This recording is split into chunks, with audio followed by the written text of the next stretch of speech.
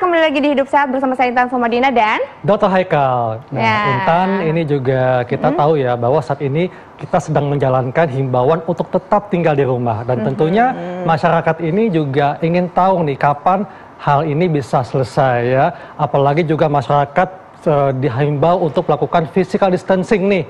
Iya. Seperti kita kan, berjarak nih. Berjarak ya, untuk menekan jumlah penyebaran ya dok ya. Betul. Ini juga emang udah pasti pada jenuh banget kan. Pingin, aduh aku udah nanya banget kapan sih dok untuk selesainya, kapan berakhirnya gitu. Kayaknya udah terlalu udah lama. jenuh ya.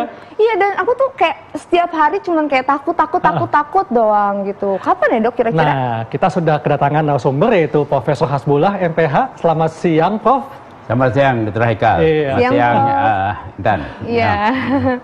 Nah, dok, aku penasaran nih, ini fakta atau mitos sih dok, kalau jumlah penderita virus corona lebih banyak yang sembuh daripada yang sehat. Ini fakta atau mitos? Fakta. Fakta dok? Iya dong, sembuh. Ya, memang 80% ini perkiraan kajian selama ini oleh berbagai ahli itu sembuh. Sembuh, 80% tadi ya dok ya? Iya. Oke, nah. Karena kadang kalau lihat saya ikutin data tiap hari ya, kayak ada yang naik, ada yang turun, tetapi memang kita belum sampai pada data yang stabil ya, untuk melihat berapa persen sembuh, berapa persen mati.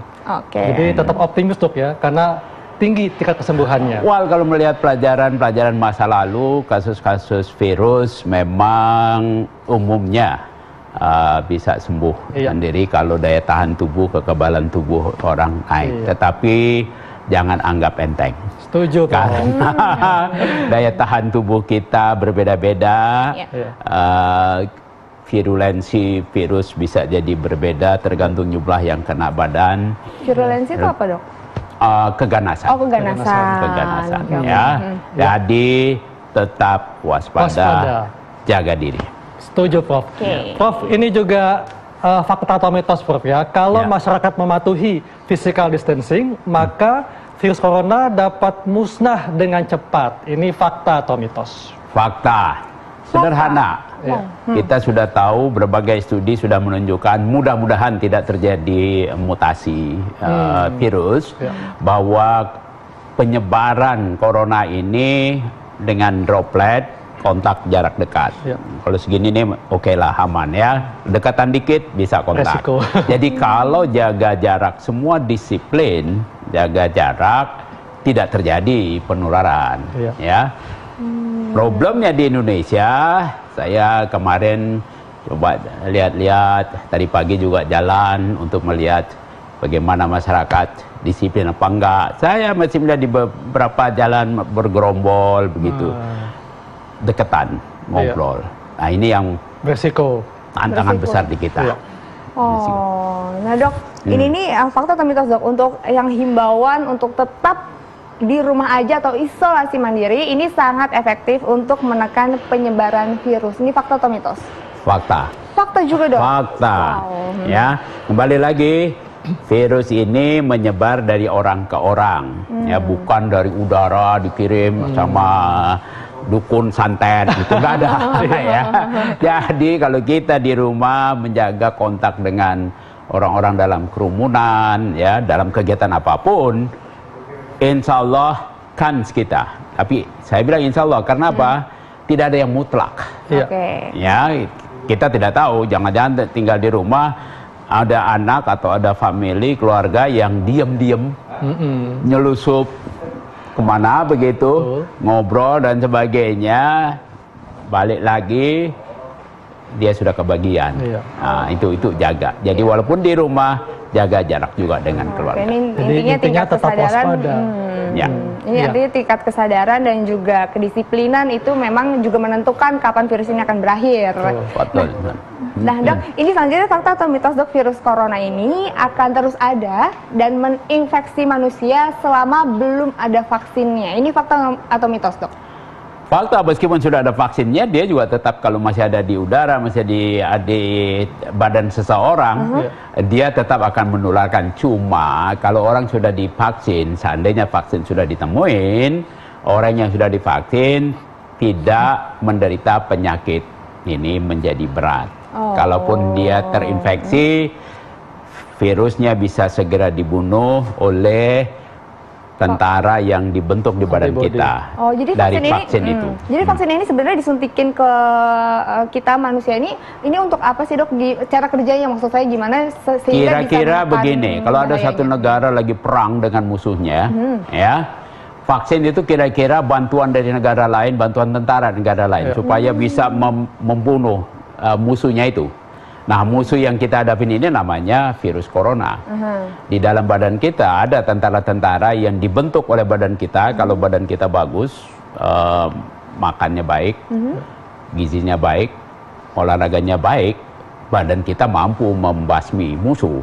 Tapi kalau kita lemah, kita perlu bantuan dari luar. Ya, kalau negara lagi perang, ya bantuan dari luar itu. Kita bantuan dari vaksin. Nah, itu bisa mempercepat membunuh virus sebagai musuh yang masuk ke badan kita. Itu kira-kira sederhananya.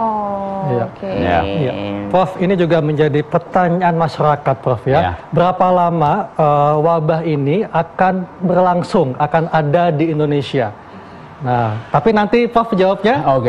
Kita akan bahas jawabannya nanti. Tetap di Hidup Sehat. Balik lagi di Hidup Sehat, dan Prof tadi ada yang bergantung, Prof, pertanyaannya. Berapa lama nih wabah virus corona ini akan berlangsung di Indonesia, Prof? Wah, kalau berapa lama saya nggak bisa bilang pasti, tetapi kita bisa estimasi. Prediksi, Prof. Bisa prediksi. Kita baru mulai punya kasus ini diumumkan oleh Presiden Jokowi tanggal 2 Maret ya. 2 Maret. Jadi baru sebulan. Kalau kita lihat di Cina yang ditemuin mulai bulan Desember, Maret ini, akhir Maret ya sudah sangat menurun. 4 bulan berarti, Prof ya? 3 bulanan, 4 bulan. Tapi tidak ada rumus yang sama. Teman-teman saya melakukan simulasi dengan data. Simulasi artinya mencoba menghitung sampai kapan ini, dengan memperhatikan data perkembangan jumlah kasus harian. Dan berapa banyak jumlah kasus menjadi 2 kali lipat, double ya. Dalam minggu terakhir jumlah kasus 2 kali lipat dalam seminggu. Tapi bisa jadi dalam waktu dekat makin pendek, tidak seminggu, bisa 4 hari, 3 hari. Nah, berdasarkan data ini, ahli epidemiologi, ahli statistik bisa menghitung. Ya. Nah, beberapa kawan mempertimbangkan atau menghasilkan hitungan kira-kira 2 sampai 3 bulan akan menurun. Kenapa begitu? Karena orang yang terkena virus, ini sifat alamiahnya virus, akan menimbulkan kekebalan pada badannya. Jadi kalau nanti menular lagi, dia tidak akan menghasilkan penyakit dan tidak menularkan lagi ke tempat lain, sehingga terjadi kurva penurunan. Dan itu kita lihat sudah di Cina, di Korea sudah terjadi. Tapi itu sangat tergantung disiplin tadi itu. Nah, setuju, Prof. Disiplin masyarakatnya dalam menjalankan himbauan pemerintah, Dok ya, untuk tetap tinggal di rumah nih. Nah, ini kan Dok ya, sekarang nih himbauan pemerintah untuk tetap di rumah nih. Tapi ada beberapa negara yang sudah melakukan lockdown, seperti misalnya kayak Cina, Malaysia, dan beberapa negara lainnya nih Dok. Nah, Dok, ini jika lockdown dijalankan, apakah wabah ini bisa hilang dalam waktu 1 bulan? Kembali lagi, lockdown atau menghentikan segala macam kegiatan, ya, orang tidak boleh keluar, dipaksakan, didenda, dihukum, ditangkap dan sebagainya, itu yang namanya lockdown. Karena banyak masyarakat kagak paham juga ini lockdown apaan sih, karena itu bukan bahasa Indonesia nih, ya. Itu bisa efektif kalau benar-benar kita benar-benar bisa jaga efektif tadi, ada penegakan hukum, ya, orang tidak keluar. Cuman masalahnya di Indonesia, separuh lebih masyarakat kita, pekerja kita itu di sektor informal, yang penghasilannya harian. Nah, kalau kita mau lakukan itu, mesti dijamin dulu. Kalau teorinya dalam 2 minggu virus ini dihentikan kontak mengontaknya, bisa kita cepetin habis itu, ya. Tapi kalau orang nggak bisa makan dia keluar juga. Nah, untuk bisa ke situ kita harus jamin dulu semua orang punya stok cukup dalam 2 minggu. Ini yang menyebabkan pemerintah sampai sekarang belum jadi ini bukan hal yang mudah, Prof ya. Jadi memang butuh persiapan yang matang, dan tentunya yang dapat kita lakukan saat ini adalah untuk melakukan himbauan pemerintah untuk tetap tinggal di rumah karena bisa memutus rantai penyebaran virus. Tapi ditambah denda, nggak perlu lockdown semua. Denda kalau mereka yang bandel ya, masih kerumunan, kan selama ini beberapa kali ini masih ketangkep nih ya, kerumunan di warung kopi sama aja kan nggak apa-apa dulu kopi. Itu perlu didenda itu biar orang mungkin kapok. Ini memang perlu juga dipertimbangkan ya bagi pemerintah ini, karena kan biasanya masyarakat ini normalnya kalau misalnya nggak ada sanksi atas perbuatannya, kayaknya ngerasa masih bebas-bebas aja nih dok. Kan karena nggak semua orang memiliki kesadaran yang pasti gitu ya.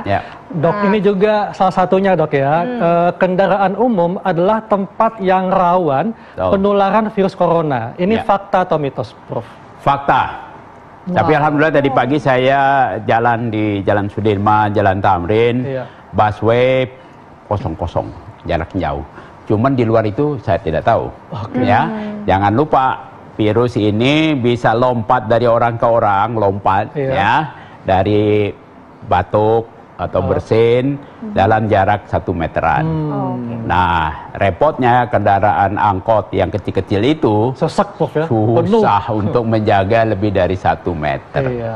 Nah, bagaimana sekarang kita mengurangi perjalanan lewat angkot tadi, tapi juga sopir angkotnya tidak kehilangan pendapatan.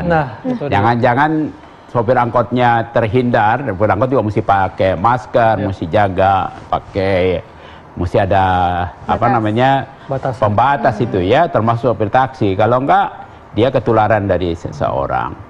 Dia tidak ketularan, tapi dia tidak dapat penghasilan, keluarganya nggak makan 2 minggu. Mati juga nih, atau setengah mati. Ini dilemanya, Oke, Prof. Kalau gitu apa nih, Prof? Tipsnya nih supaya masyarakat bisa tenang, betah, tetap tinggal di rumah dan tetap aktif meskipun tinggal di rumah nih, Prof. Buat masyarakat yang mampu punya penghasilan bulanan, kan kayak kita pegawai ini ada gajinya nih. Disiplinlah kuat. Tapi masyarakat yang memang harus bekerja keluar, penghasilannya dari hari ke hari dan belum dapat jaminan atau proteksi sosial dari pemerintah untuk menjamin dia tidak bekerja tapi bisa cukup makan yang memadai, terpaksa harus keluar, maka mereka harus jaga diri. Tetap jaga jarak, pakai masker untuk menghindari kalau ada proteksi, cuci tangan selalu dengan sabun air mengalir, itu yang lebih murah, dan sabun air mengalir selalu bisa tersedia, dan ganti pakaian, cuci kalau habis dari situ, supaya terpaksa kerja di luar kita tidak tahu terkena, jangan sampai kita bagi-bagi ke keluarga kalau pulang. Baik, Prof, terima kasih untuk informasinya. Sama-sama, mudah-mudahan bermanfaat untuk semua. Terima kasih. Amin. Banget. Nah, ini intinya balik lagi ya ke disiplinan dan juga kesadaran. Tapi nih Dokter Haikal, kalau kita udah disuruh atau dihimbau untuk tetap di rumah aja, aduh kayaknya tuh kan bingung ya mau ngapain, ujung-ujungnya makan nih pasti. Ayo ngaku siapa yang di rumah tuh pasti kerjaannya makan. Kira-kira makanan apa sih dok yang harus dikonsumsi meskipun kita tinggal di rumah, kita tetap mesti menjaga gizi seimbang nih, dan pilihlah makanan yang baik untuk kesehatan kita, termasuk yang bisa meningkatkan daya tahan tubuh kita, Intan. Apa aja tuh dok? Nah, pengen tahu kan? Kita akan bahas sesaat lagi, tetap di Hidup Sehat.